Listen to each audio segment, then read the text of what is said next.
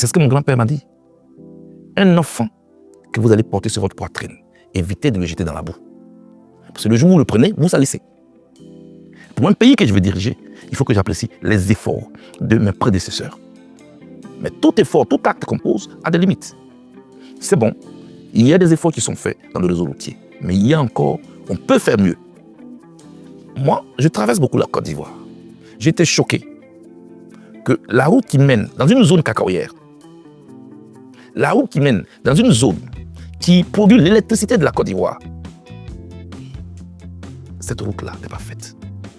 Vous voyez tout le cacao qui quitte l'ouest de la Côte d'Ivoire, Man, Diokoué, Bangolo, tout cela passe par Soubré pour aller dans le plus grand port du cacao de l'Afrique, le port de Saint-Pédro. Cette route n'est pas bitumée. Donc on peut mal orienter le développement. Là, c'est mal orienté, c'est ma remarque. Cette zone abrite le barrage de Soubré, Fessoufou-Boni, le barrage de Buyo. Donc non seulement cette zone nous donne du poisson, nous donne de l'électricité, nous donne du cacao, nous donne de l'EVA, nous donne du café. Et tous les gros camions passent par là pour aller au port. Est-ce qu'on peut me donner une seule raison pour laquelle cette route n'est pas bitumée? Les autres sont bitumées, c'est bien, c'est la Côte d'Ivoire, j'apprécie. Mais pour moi, je pense qu'il y a des zones comme ça qui sont enclavées. Cela dit, je ne suis pas en train de dire que rien n'est fait, mais nous allons continuer. Je le dis toujours, ce n'est pas Charles de Gaulle qui a construit tous les ponts de Paris. Ce n'est pas lui. Ce n'est pas Winston Churchill qui a construit tous les ponts de Londres. Il a fait ce qu'il avait fait, il est parti. Il a fait ce qu'il avait fait, il est parti. C'est pour le pays. Ensuite, on continue. C'est bien, beaucoup a été fait. Mais ce que nous allons faire au-delà de ça, avec Dr Simon-Yves Babou, il y a les ponts physiques qui relient les villes. Nous allons construire les ponts entre les cœurs pour rassembler les Ivoiriens, pour les rapprocher, pour en faire une nation qui a le même objectif, la Côte d'Ivoire. Parce que nous sortons des crises. Parce que les uns prennent les autres pour des ennemis. Sur ces ponts entre les cœurs, cette femme, elle va bâtir cela. Comme Sir Leif Johnson l'a fait au Libéria. Oui, il y a longtemps que nous sommes avec les hommes. Nous voulons maintenant essayer les femmes. La population ivoirienne est majoritairement jeune et urbaine, 52,5%, mais l'analphabétisme persiste à un niveau élevé à 51,5% selon les chiffres officiels. Quelle stratégie pour réduire le taux d'analphabétisme dans le pays? Vous voyez, l'analphabétisme, là, c'est par rapport à une autre langue étrangère que vous et moi, nous sommes en train de parler. Donc, voilà où se trouve d'abord notre difficulté en Afrique. Il faut abandonner notre langue maternelle, donc des bases, apprendre à réfléchir dans une autre langue, apprendre à écrire dans une autre langue, apprendre à compter dans une autre langue. C'est déjà un handicap. C'est-à-dire, là commence le handicap. Le petit chinois, il est né chinois, il réfléchit en chinois, il écrit en chinois, il a déjà un avantage. Le petit français, il naît français, il réfléchit en français, il compte en français, il écrit en français. Voilà où se trouve la difficulté de l'Afrique. Alors, l'analphabétisme, c'est quoi? C'est savoir écrire. C'est savoir lire. Savoir écrire quoi? Savoir lire quoi? Mais je ne vais pas réinventer le monde. Moi, je pense qu'il faut d'abord encourager les parents à mettre les enfants à l'école. Parce que ce n'est pas à l'école qu'on transforme les sociétés. Ce n'est pas à l'école que le Brésil s'est transformé. L'Inde s'est transformée. Il faut construire le maximum de salles de classe, améliorer les conditions de travail des enseignants et inciter les élèves eux-mêmes à prendre les études au sérieux et créer une société des chances d'égales. Merci. Charles Blé Goudé, dans un contexte de récomposition régionale, quelle place imaginez-vous pour la Côte d'Ivoire dans la nouvelle architecture politique et économique de l'Afrique de l'Ouest? La Côte d'Ivoire a déjà une place prépondérante au niveau de l'UEMOA, au niveau de la CEDEAO, au niveau de tout ce qu'il y a comme organisation sous-régionale et régionale, de par son potentiel économique et autres. Aujourd'hui, il y a une recomposition. Prenons le niveau politique. Il y a la CEDEAO. Des pays sont sortis de la CEDEAO pour créer l'AES.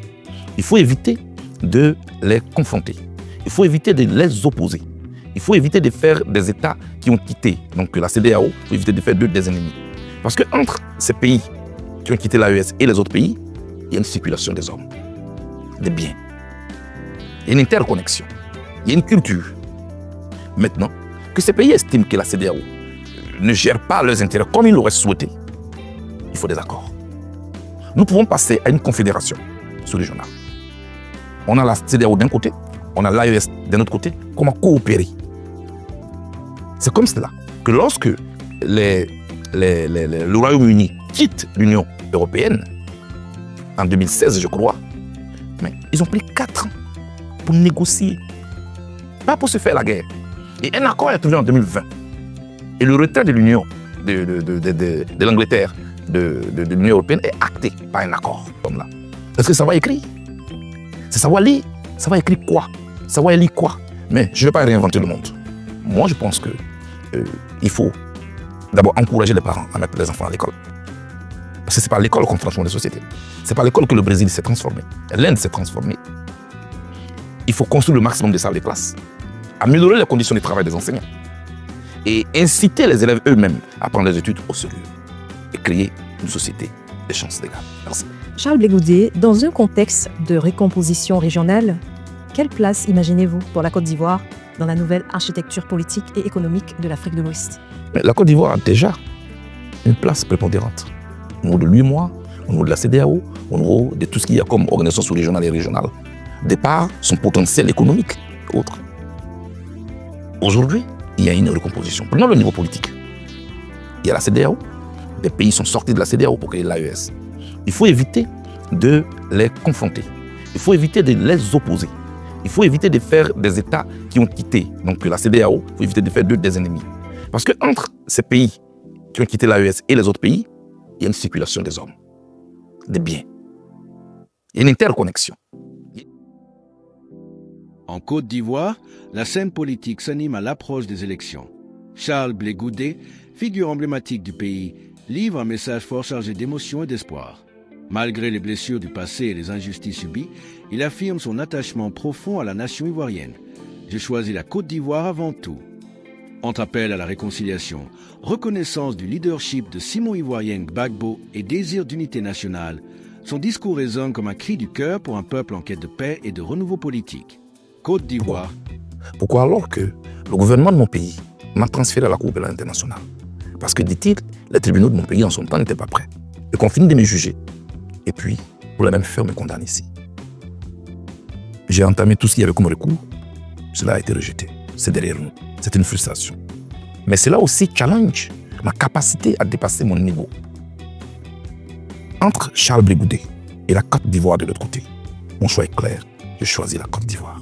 C'est pourquoi vous me voyez, toujours le sourire aux lèvres. Mais derrière ce sourire se cachent des maîtres sûrs. Derrière ce sourire se cachent des blessures, une amertume. Mais en même temps, il faut que je sois capable de me lever pour dépasser tout cela. C'est pourquoi je suis sur le terrain. Je soutiens les autres. Je soutiens surtout la Côte d'Ivoire, au-delà de ma personne. J'ai posé une question à Daoukro, ville natale de l'ancien président personnel Ali Konambedi, le dernier jour d'hommage devant des personnalités impactées, des personnalités. Quand j'ai pris la parole, j'ai posé une question. À quoi sommes-nous prêts à renoncer pour la Côte d'Ivoire? Tout le monde a applaudi. Mais est-ce que tout le monde m'avait compris? Au vu de ce que j'observe depuis un moment, on n'avait pas compris. Moi, juste entendu. Moi, je renonce. Je renonce à quoi? Je renonce à mon ego. Et j'accompagne les autres. Parce que ce que nous cherchons ici, ce n'est pas des messies que nous cherchons. Nous cherchons qui est capable de porter notre projet, notre cause. Dites-moi, Simone Veil Gbagbo n'est-elle pas légitime pour porter notre cause? Elle l'est. C'est pourquoi je l'accompagne. On aurait choisi n'importe qui, je l'aurais accompagné. Vous plaidez pour des élections apaisées. Quelles garanties devraient être réunies pour ce scrutin de ce 25 octobre, libre, transparent et accepté par tous? Madame, quand un avion tombe, qui fait un crash, la première des choses, quand on finit bien sûr de dénombrer les morts, les blessés, s'il y en a ceux qui sont chanceux, on cherche la boîte noire. Pourquoi? Parce qu'elle contient toutes les informations. On les analyse, on détermine la cause du crash pour ne plus que jamais un autre appareil volant puisse faire un crash pour la même cause. Quand je ramène cela à la Côte d'Ivoire, quelle est la cause des crises que nous avons vécues tout dernièrement?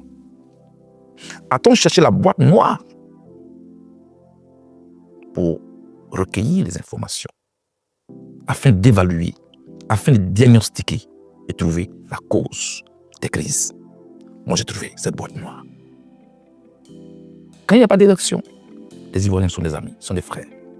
Dès qu'on parle d'élection, vous ne pouvez plus les reconnaître. La véritable raison des crises en Côte d'Ivoire, des crises politiques, des morts, des blessés, des familles endeuillées, ce sont les élections mal organisées, contestées. Il faut donc faire en sorte qu'on puisse régler cette question-là. C'est pourquoi. Comme nous sommes déjà dans le processus, il faut faire en sorte qu'il y ait un scrutin électoral crédible, transparent, une sécurisation de ce processus, qu'on ramène aux Ivoiriens le choix qu'ils auront fait dans les urnes. Il faut faire disparaître ces machines à transformer les résultats. Ça, c'est la première partie parce que nous sommes déjà dans le processus. Mais après ces élections, il faut dissoudre la commission électorale indépendante. Elle est à la base des conflits que nous vivons en Côte d'Ivoire. Je ne parle pas de M. Cuibier, parce que souvent quand on parle de la commission électorale indépendante, il se sent concerné. Ce n'est pas de lui qu'on parle, il est de passage. Je parle de l'organe. Il faut donner à notre pays un organe électoral. Merci d'avoir regardé cette vidéo. La Côte d'Ivoire a besoin d'unité, de paix et de leaders capables d'écouter la voix du peuple. Côte d'Ivoire, abonne-toi pour ne rien manquer des actualités politiques africaines et des voix qui comptent pour l'avenir du continent. À très bientôt.